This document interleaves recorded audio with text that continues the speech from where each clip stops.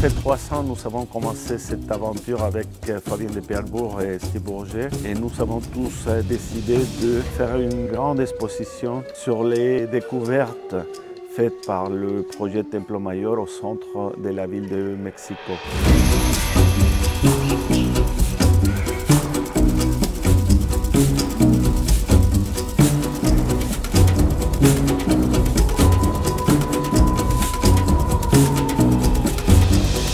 Pendant des décennies, nous avons exploré les ruines de la capitale mexica et nous avons trouvé des offrandes.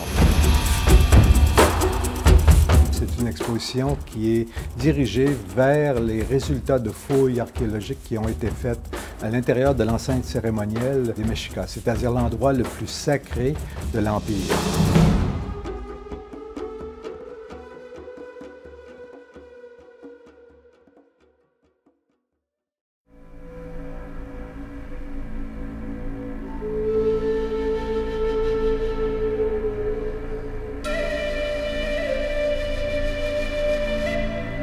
Cette exposition est divisée en 5 parties. La première partie va nous présenter les Mexicas en général, leur histoire à travers un film.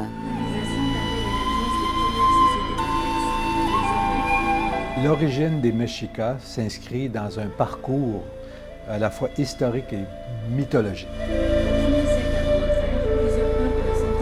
Au tout début, on explique à grands traits la chronologie mésoaméricaine, les principales cultures qui se déroulent, qui se chevauchent dans cette région qui est fort complexe. On explique aussi la construction de la ville de Tenochtitlan, la ville de l'Empire mexica. Aujourd'hui, les vestiges sont engloutis sous les constructions coloniales de la ville de Mexico, notamment la cathédrale de Mexico, le palais national et plusieurs édifices tout autour. On sait que ce sont des gens qui parlent une langue, le nahuatl, qui est une langue qui fait partie d'une grande famille de langues, les langues uto-aztèques. Les Nahuas contemporains, eh bien, ce sont en quelque sorte les descendants des populations du Mexique central qu'on a appelées Mexicas, qui, dans la même époque, à partir du XIIIe siècle, ont commencé à descendre du nord jusqu'au Mexique central, et puis un petit peu plus loin jusqu'au sud. Les Mexicas sont des gens fort probablement qui ont migré vers le sud, vers les hauts plateaux mexicains, et c'est ce qu'ils disent eux-mêmes. Nous sommes des arrivés du nord, si vous voulez. Les Mexicas pratiquaient le sacrifice humain à une échelle très importante. Ça faisait partie de l'idéologie, mais en même temps, il faut souligner que les Mexicas s'inscrivent dans une région où tout le monde pratique le sacrifice. Parmi les objets, je dirais, extraordinaires qui ont été trouvés durant les fouilles archéologiques, il y a ce qu'on appelle le bol de l'aigle, c'est-à-dire une sculpture monumentale qui représente un aigle royal. Et sur le dos de cet aigle, il y a une cavité qui a été créée afin de contenir des offrandes sacrificielles. Le bol de l'aigle représente en fait la relation entre les Mexicas et le soleil. Le soleil est vu comme une entité divine et l'aigle royal est un peu l'avatar du soleil. Il va au soleil pour porter les offrandes sacrificielles qui ont été placées sur son dos, si vous voulez.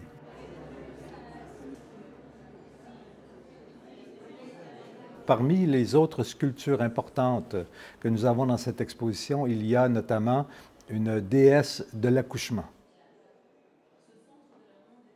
Donc on voit ici ce qu'on appelle souvent la déesse de l'accouchement ou une femme divinisée morte pendant l'accouchement. C'est-à-dire on joue sur les deux concepts et on voit ici un visage à la fois cadavérique, mais en même temps les yeux, les globes oculaires sont visibles.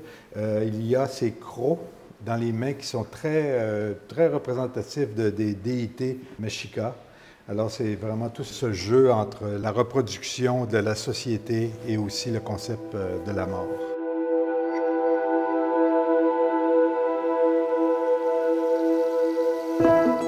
La seconde partie parle de la cosmovision, c'est une partie importante, car beaucoup d'offrandes sont des univers en miniature. Donc il est important que le visiteur comprenne la forme de l'univers.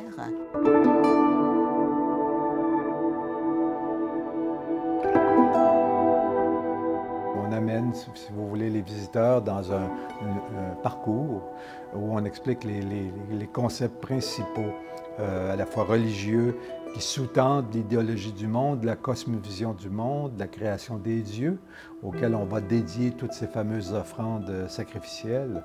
Donc, comment cette idéologie du pouvoir se construit. Quetzalcoatl est le serpent à plumes. Il représente le ciel et la terre, le monde souterrain. Et c'est un dieu qui se déplace dans tout l'univers de manière incessante. Il symbolise par sa double nature la dualité de la pensée mexica qu'on retrouvera partout. C'est-à-dire toute la pensée mexica repose sur le principe d'opposition et de complémentarité. Comme le ciel est en opposition au monde souterrain, mais l'un et l'autre ne peuvent pas exister l'un sans l'autre. À l'époque mexica, le monde était divisé en 3 grandes sections. La section céleste, la superficie terrestre et puis l'inframonde.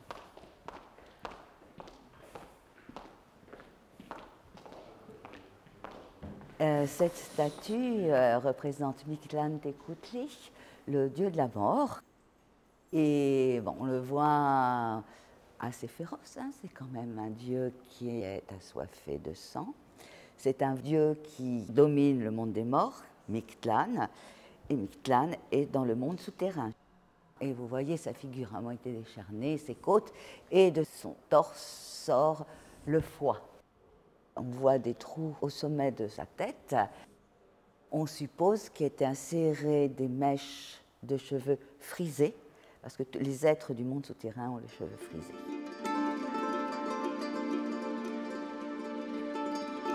Ensuite, on présente les effigies divines. C'est un peu une transition entre la pensée et l'acte d'offrir, parce que les effigies ont été créées pour être honorées, donc pour recevoir des offrandes. Ce sont des enveloppes qui reçoivent la force divine et ressemblent aux dieux.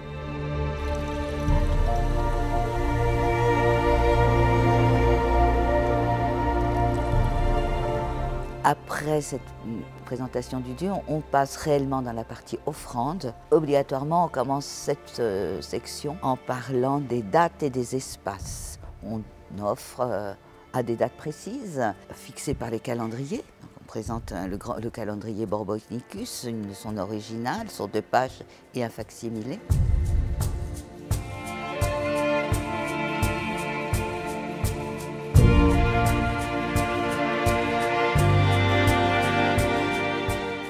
Nous avons apporté du Musée national de la ville de Mexico 2 dalles qui montrent que les rois mexicas, les célèbres Atlatoque, n'étaient pas seulement des grands guerriers, mais aussi des grands dévots.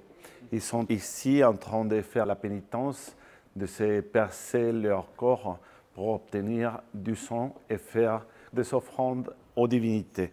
Ici, l'image du roi Moctezuma Xocoyotzin, il est en train de se percer la poitrine avec un poinçon en os pour obtenir le sang avant son intronisation.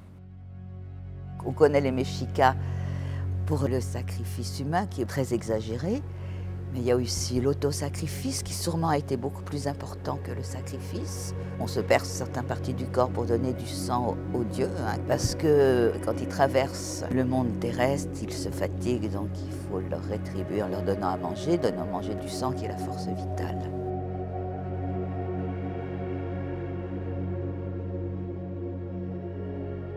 On arrive dans la grande salle des dépôts rituels, c'est-à-dire des offrandes enterrés qui ont été retrouvés par le commissaire principal, le directeur du projet Templo Mayor. Ce sont les offrandes enterrées au pied du grand temple des Mexicas.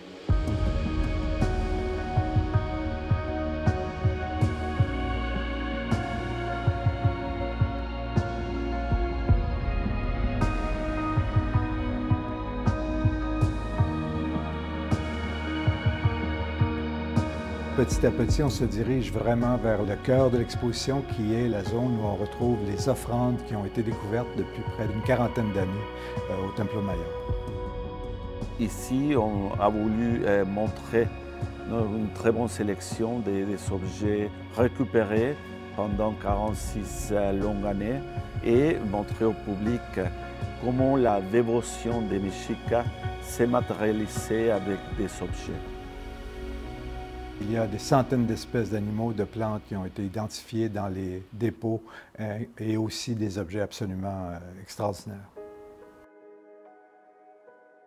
Ils s'intéressent à tout type de cadeaux pour avoir la bienveillance des divinités et en échange trouver les faveurs des dieux. Par exemple, la victoire pendant la guerre, la santé de toute la communauté et aussi des pluies abondantes qui aident à récupérer de bonnes récoltes.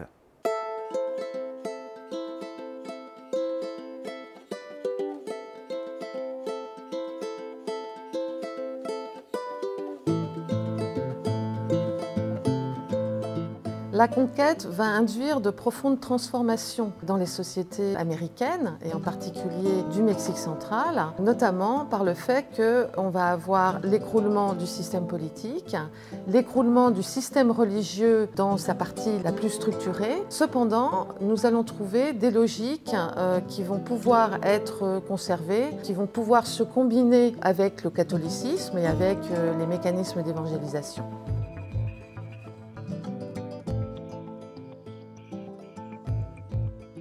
Vous êtes ici devant un panneau qui est constitué de différents découpages en papier d'écorce, qui sont des découpages rituels. Ici, notamment, vous pouvez voir des esprits de la tomate, tomate rouge, qui sont représentés ici. Vous avez les piments, vous avez le maïs. Et quand on veut demander la fertilité pour ces plantes, eh bien, on va découper en quelque sorte l'esprit de la plante dans ces papiers et on fera une cérémonie avec des offrandes. Dans ces logiques-là, eh bien, on va retrouver ce qu'on pourrait appeler des cultes sacrificiels. Certes, à l'époque mexica, on a mis beaucoup l'accent sur les sacrifices humains, mais à l'heure actuelle, ce qu'on va retrouver, c'est la logique aussi de donner ce qu'on peut avoir de plus important. Et ce qu'on peut avoir de plus important, c'est effectivement des formes vivantes. Et à l'heure actuelle, on va parler de sacrifice de volaille.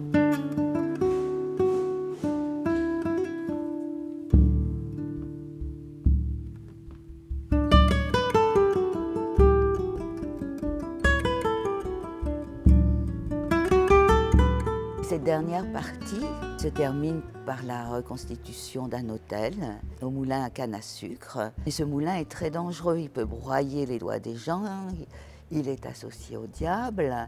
Donc on lui fait tous les ans une offrande pour que tout se passe bien.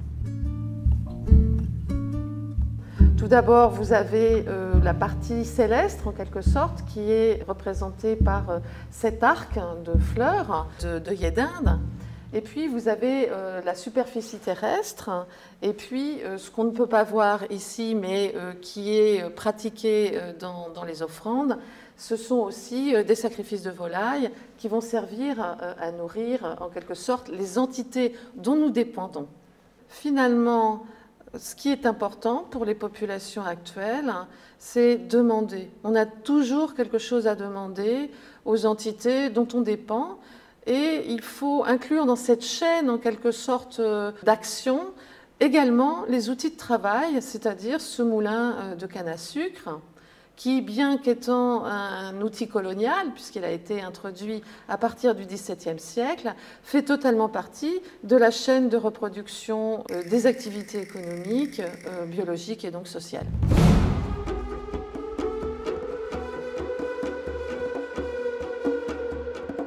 Ce que l'on souhaiterait que les visiteurs peut-être comprennent, ou ce qu'on a essayé de leur faire comprendre, c'est le fait que les échanges entre les humains et les dieux se donnent quelles que soient les époques. Nous avons voulu montrer que la culture mexicaine a une longue tradition et est encore vivante.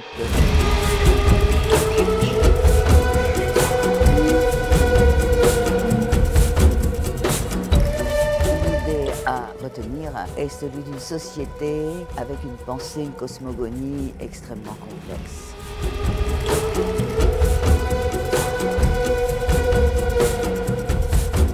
C'est vraiment un parcours qui nous fait traverser presque plus de 3000 ans d'histoire mésoaméricaine.